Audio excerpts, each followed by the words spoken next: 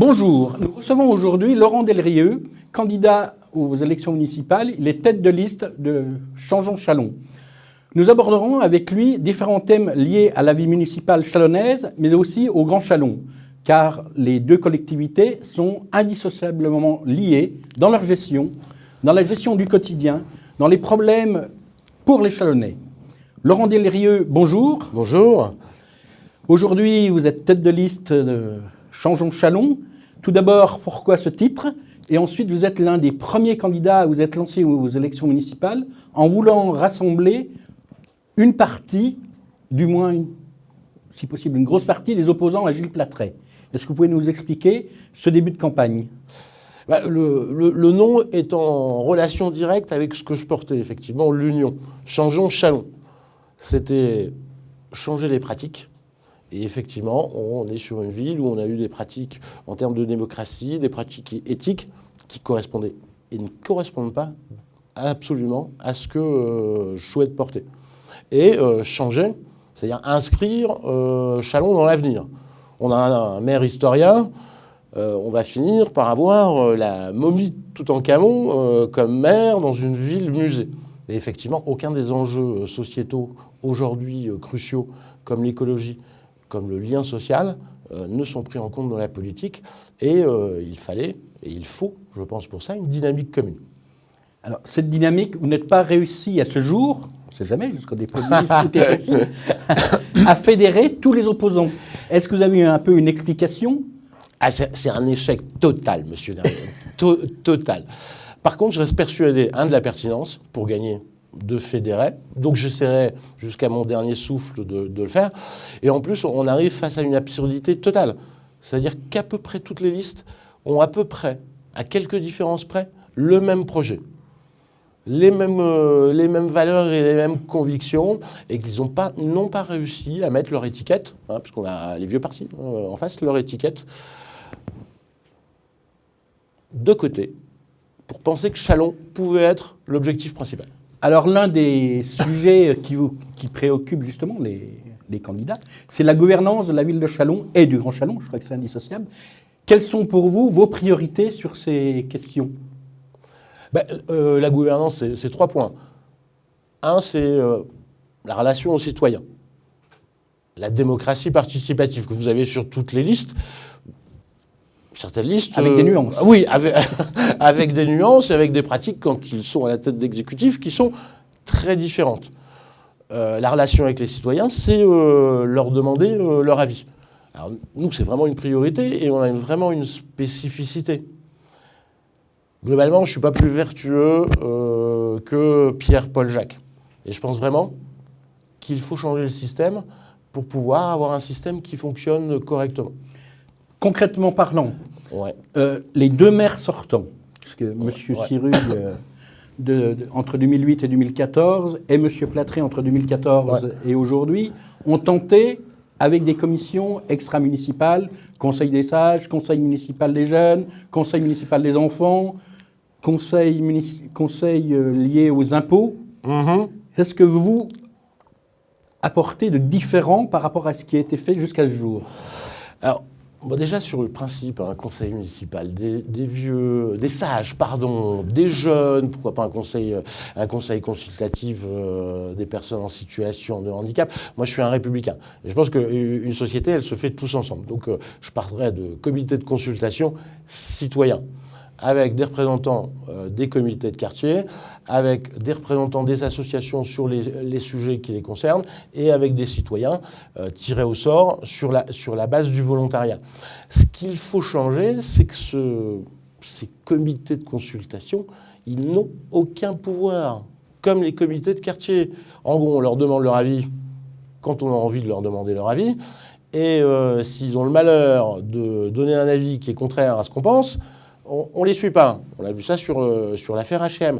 Il faut vraiment, et là je reviens, changer le système. C'est faire en sorte qu'ils aient une vraie obligation consultative, que leur avis soit transmis au conseil municipal de façon systématique, et qu'en cas de désaccord, finalement, on en revienne à un aspect, la démocratie, et le référendum sur la mise en place d'actions municipales qui pourraient être conflictuelles. Et je pense que c'est vraiment un point très important pour la démocratie. On le voit au niveau national, à tous les échelons. On n'arrive pas à gouverner quand on pense qu'en ayant été élu avec 20 à 25% des voix, nous n'avons pas à nous réinterroger et à réinterroger nos politiques. Alors, vous avez parlé de l'aménagement de la place du Général de Gaulle, qui est un sujet ultra sensible dans cette ville, pour lequel plus de 3000 citoyens du Grand Châlons se sont manifestés. Est-ce que là-dessus, vous auriez fait, vous, si vous aviez été maire, un référendum ? Alors, déjà, la première chose que je ferais en termes d'urbanisme, on assiste depuis 12 ans à l'empilement de mesures sans aucune cohérence. C'est vraiment de retravailler dans la durée le plan d'urbanisme dans lequel il doit y avoir un plan de développement du centre-ville. Ce n'est pas une opportunité immobilière qui doit dicter la politique de la ville. Et à un moment, oui, effectivement, à partir du moment où on a une consultation où il n'y a pas d'adhésion, ben on passe sur un référendum. Alors après, je n'aurais pas fait de référendum sur l'HM parce que globalement, je trouve l'idée pas très pertinente. Il faut redynamiser le centre-ville avec, je dirais, un moteur, un catalyseur, avec quelque chose qui va pouvoir améliorer son attractivité. Le H&M et la Fnac étant pas les plus pertinents. Donc nous, on propose plutôt une halle de produits locaux et éthiques qui permettrait à la fois de dynamiser ce centre-ville et à la fois d'avoir un commerce qui prenne du sens. Parmi les propositions qui sont avancées, puisque vous avez parlé du commerce au centre-ville, et pas seulement du centre-ville, mais dans les environs aussi du centre-ville, c'est l'acquisition par la mairie ou par la puissance publique de boutiques afin de les mettre, parce que le prix est extrêmement élevé, je crois à Châlons, plus élevé que la moyenne, et remettre des fonds aux commerçants. Cette idée fait doucement apparemment son chemin. Oui, doucement, alors pas très rapidement, parce que la loi, je crois, date de 2005, c'est la loi Dutreil. Donc à un moment, il faudrait que la réflexion puisse s'accélérer sur certaines politiques publiques qui sont pas accompagnées. C'est effectivement, on a un taux de commerce fermé qui est très supérieur aux moyennes des autres villes. On a vraiment un commerce qui est en train de péricliter depuis 6 ans.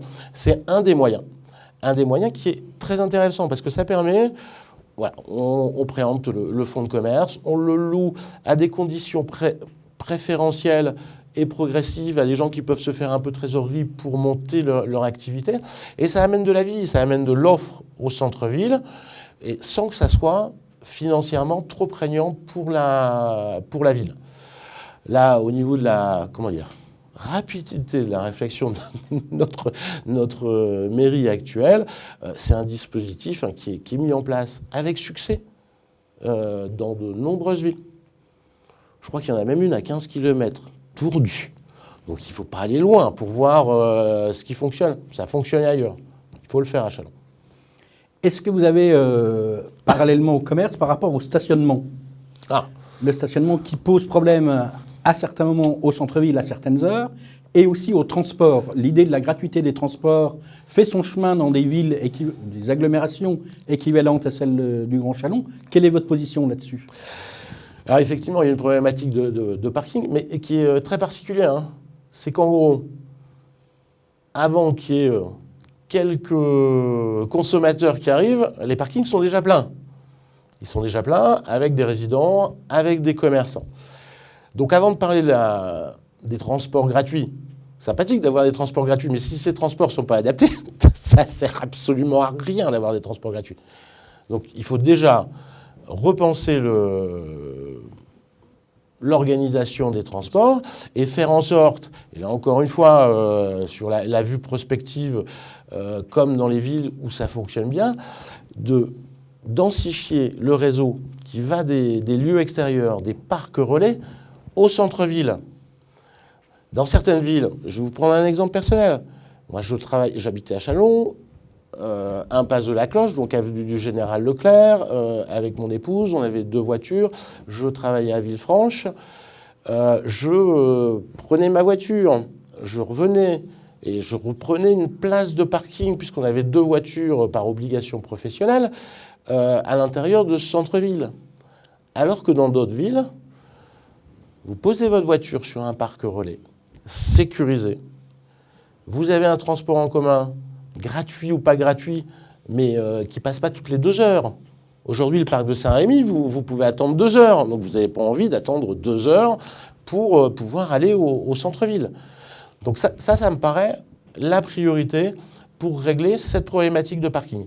Faire en sorte que ceux qui l'utilisent sans forcément d'utilité puissent avoir une solution alternative. Vous avez parlé des mobilités, on y reviendra dans un autre sujet par rapport à l'écologie. Et en ce qui concerne les problèmes de stationnement à la gare, et puisque vous avez travaillé à Villefranche-sur-Saône, vous avez sans doute remarqué que la gare de Villefranche-sur-Saône, elle est accessible aux personnes en difficulté, ce qui n'est pas encore le cas de la gare de Châlons. Ouais. Est-ce que là-dessus, vous avez des axes de réflexion ou d'action ou d'interpellation, puisque c'est État et région qui financeraient, on va mettre au conditionnel, l'accessibilité à cette gare? Alors pour une fois, M. Platrey n'est pas pour grand-chose.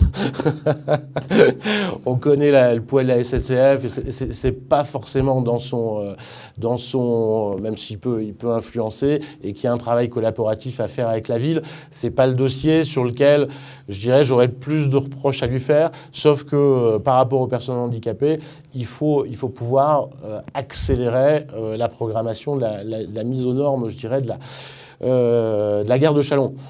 La vraie problématique, c'est, par rapport à la gestion actuelle, c'est qu'on crée des aménagements sans penser à cette accessibilité au niveau des personnes en situation de handicap. Je vais vous donner un exemple, qui est des messageries, rue de la Citadelle. Il y en a pas, de toute façon, il n'y a pas un des derniers aménagements qui a été fait correctement par rapport à ça. Est-ce que sur les passages piétons, vous avez des bandes sonores pour les personnes déficientes visuelles? Rien. On dépense 10 millions d'euros pour des aménagements non adaptés ou partiellement adaptés. Et ça, vraiment, on peut parler de la gestion financière de la ville. Une vraie problématique, puisqu'on est sur une ville surendettée, d'aménagement non pensé et non conçu correctement. On est parfois sur de la gabegie d'argent public. Et en ce qui concerne, je reviens à la gare, puisqu'il y a eu un problème et un débat par rapport à la mise en zone bleue de ce secteur-là. Le secteur actuellement est réservé aux riverains. Oui. Alors que le parking jouxtant la gare, qui est un parking privé, est désert, même s'il y a eu une volonté du Grand Châlons d'inciter les voyageurs qui vont à Dijon ou à Lyon de stationner dessus. Certains se rendent sur le parking gratuit à Chagny, ce qui est une réalité. Là, de la même façon, alors c'est vraiment une mesure électorale pour faire plaisir aux riverains. Vraiment, le principe de base en termes d'humanisme et en termes de transport, c'est que les zones d'interconnectivité et de mobilité, on essaie d'y mettre des parkings gratuits à côté. C'est bête, c'est stupide. Mais la gare étant un espace, entre guillemets, de connexion avec les autres espaces, il faut des espaces gratuits. Et la zone bleue est juste une mesure pour les gens qui choisissent le train, qui est détestable. Avec le côté positif de la renégociation quand même des parkings Veolia qui ont baissé leurs tarifs, qui est là un point positif. L'équipe de TV Châlons remercie Laurent Delerieux, tête de liste Changeons Châlons, et nous poursuivrons cette série d'émissions avec d'autres invités ou leurs représentants.